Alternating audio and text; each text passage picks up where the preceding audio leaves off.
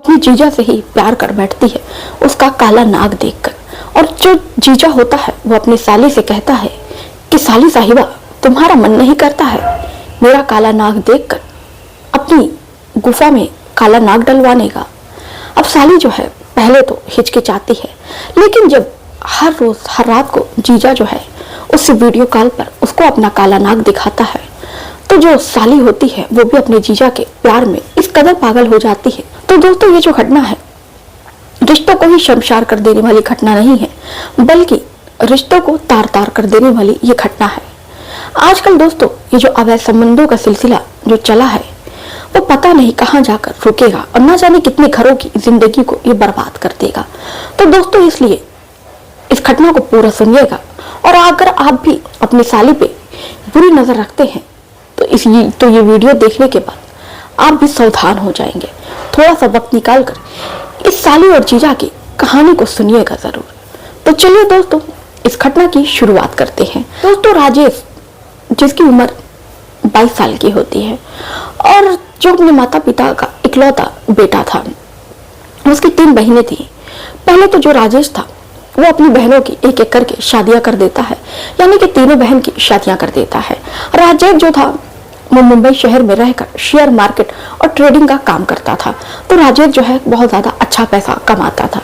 अब राजेश जब अपनी तीनों बहनों की शादी कर लेता है तो माँ बाप जो है वो सोचते हैं कि क्यों ना अब राजेश का हाथ जो है वो अब पीला कर दिया जाए। तो राजेश के पिता होते हैं जिनका नाम राकेश होता है।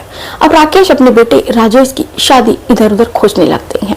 ऐसे में ही उनको एक इलाहाबाद में एक गांव पड़ता है सहसों में उनको एक रिश्ता बहुत पसंद आता है। लड़की बहुत ज्यादा दिखने में खूबसूरत थी, काफी ज्यादा अच्छी लड़की थी, घरेलू लड़की थी। अब ऐसे में राजेश की शादी उस लड़की से तय हो जाती है और उसके बाद से 4 महीने के बाद से दोनों की शादी की तारीख तय होती है। लड़की का नाम दोस्तों अलका होता है जिसकी उम्र 21 साल की होती है।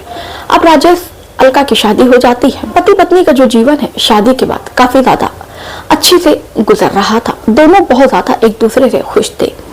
राजेश जो था थोड़ा सा मजाकिया टाइप का इंसान था, तो अपनी पत्नी को वो हमेशा हंसाया करता। राजेश भी जो था दोस्तों वो अपनी पत्नी का हमेशा ख्याल रखता। कभी अलका बीमार पड़ जाया करती तो राजेश जो है घर का सारा काम भी करता और उसके बाद से काम करने के बाद से अपनी ऑफिस भी वो चला जाया करता। हालांकि जो राजेश के माता पिता थे वो गांव में ही रहते हैं और गांव में ही रहकर अपनी खेती बाड़ी वो देखते हैं। और ऐसे में राजेश हमेशा चाहता है माँ बाबू जी आप लोग घर पर अकेले रहते हैं, मुझे अच्छा नहीं लगता है, आप लोग क्यों ना मेरे साथ चलकर मुंबई रहे। लेकिन जो राजेश के पिता राकेश रहते हैं वो कहते हैं मैं तुम्हारे साथ चला जाऊंगा तो इतनी मैंने जो सालों की बरसों की मेहनत की है खेती बाड़ी पर वो सारी व्यर्थ हो जाएगी।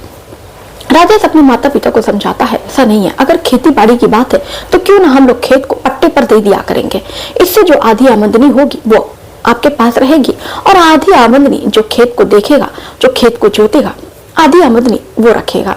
लेकिन राजेश के पिता जो थे वो इस बात के लिए तैयार नहीं होते हैं।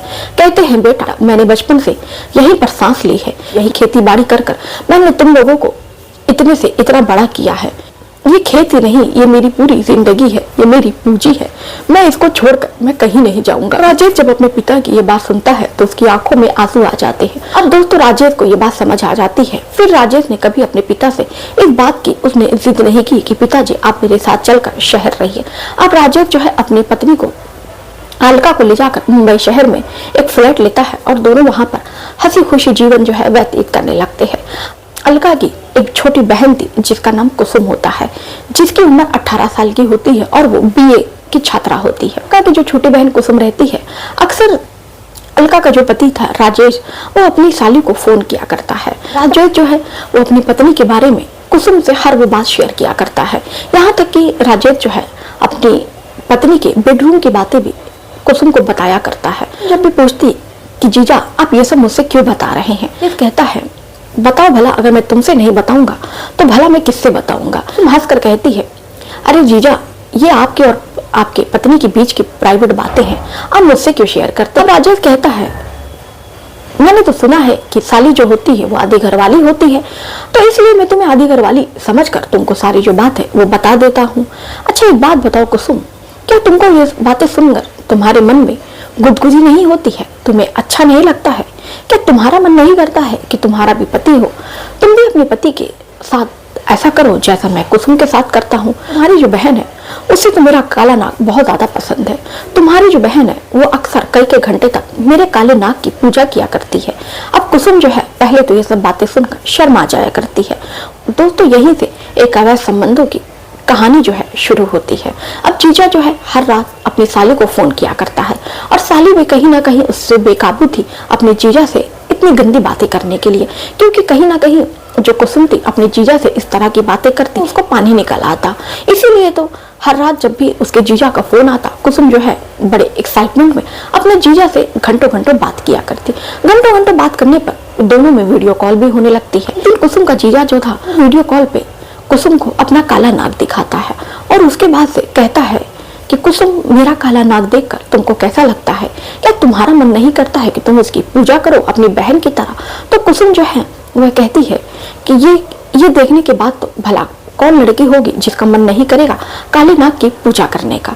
अब उसके बाद से दोस्तों बातचीत का जो सिलसिला है धीरे धीरे आगे बढ़ता है और उसके बाद से इधर जो राजेश था वो भी उतावला होता है गांव आने के लिए। अब राजेश एक दिन कुसुम से कहता है कि कुसुम एक बात बताओ, अगर तुम्हारा भी मन करता है मेरे काले नाग का दर्शन करने का, अगर तुम्हारा हवन कुंड तैयार है मेरे काले नाग के लिए, तो बताओ भला मैं अगली ट्रेन पकड़कर तुम्हारे पास आ जाता हूँ। अब कुसुम जो है कुछ बोलती नहीं है और मुस्कुरा देती है, कहती है जीजा जी आप कैसी बातें कर रहे हो, कुछ ज्यादा ही आप मजाकिया हो गए हो।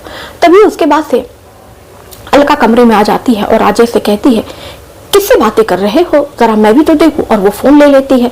तब फोन से कुसुम जो है धीमी आवाज में बोलती है दीदी नमस्ते। फिर अलका थी कहती अच्छा छोटी तू है, मैं भी सोचूं कि इतनी रात में तेरे जीजा किससे बात कर रहे हैं। बाद से दोनों में बातचीत होती है और उसके बाद से कुसुम जो है फोन रख देती है और उसके बाद से राजेश जो है अगले ट्रेन लेकर पहुंच जाता है गांव सहसो गांव में। वो अपने सास ससुर से मिलता है, उनको प्रणाम करता है, बैठता है, फिर पूछता है मेरी प्यारी साली कहाँ है। तो राजेश के सास ससुर बताते हैं कि कुसुम किचन में खाना बना रही है। जीजा जी मैंने तो सोचा आप मजाक कर रहे हैं, आपको यहाँ आने की क्या जरूरत थी, अगर इस बारे में किसी को पता चल जाएगा तो बताइए भला क्या होगा। कुसुम राजेश को खाना परोसती है और दोनों खाना पीना खाते हैं और उसके बाद शाम हो जाती है। फिर राजेश जो है कुसुम से कहता है क्या हुआ, अपने हवन कुंड का दर्शन नहीं कराओगी, मैं इतनी दूर से आया हूँ। और उसके बाद जो कुसुम थी अपने बेडरूम में चली आती है और पीछे पीछे जो राजेश था वो भी चला जाता है। उसके बाद से कुसुम कहती है जीजा जी आप ये क्या कर रहे हैं, अगर कोई देख लिया तो बहुत हंगामा मच जाएगा। राजेश कहता है कुसुम घबराओ नहीं, मैंने सब कुछ देख लिया है, तुम्हारे माँ बाबू जी सो चुके हैं। जो जीजा होता है वो वो अपना काला नाग जो है निकाल कर कुसुम के हाथों में दे देता है और कुसुम काफी ज्यादा उत्तेजित हो जाती है।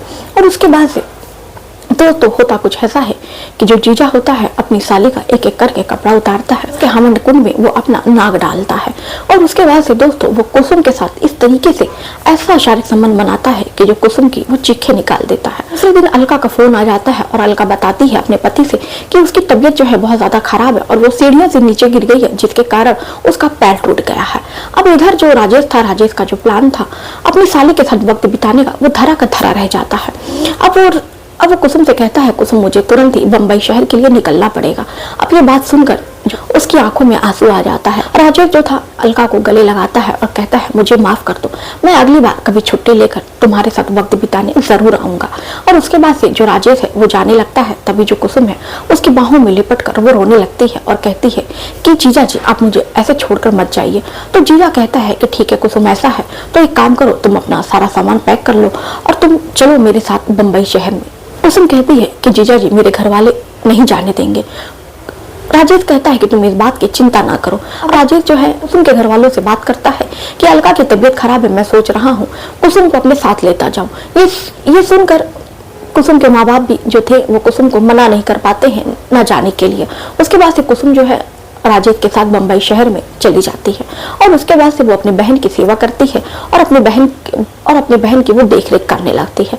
लेकिन दोस्तों होता कुछ ऐसा है, अलका सो जाती तो रात में जीजा साली का खेल शुरू होता। जो होता है वो अपनी साली को अपना काला नाग दिखाता और कुसुम के हवन कुंड के अंदर अपना काला नाग डालता। इसी तरह दोनों जो है शारीरिक सुख का मजा ले रहे थे। और इसी तरह एक दिन ये जो भनक है अलका को पता चल जाती है। अलका को जब इस बारे में पता चलता है तो अलका जो है बिल्कुल टूट जाती है।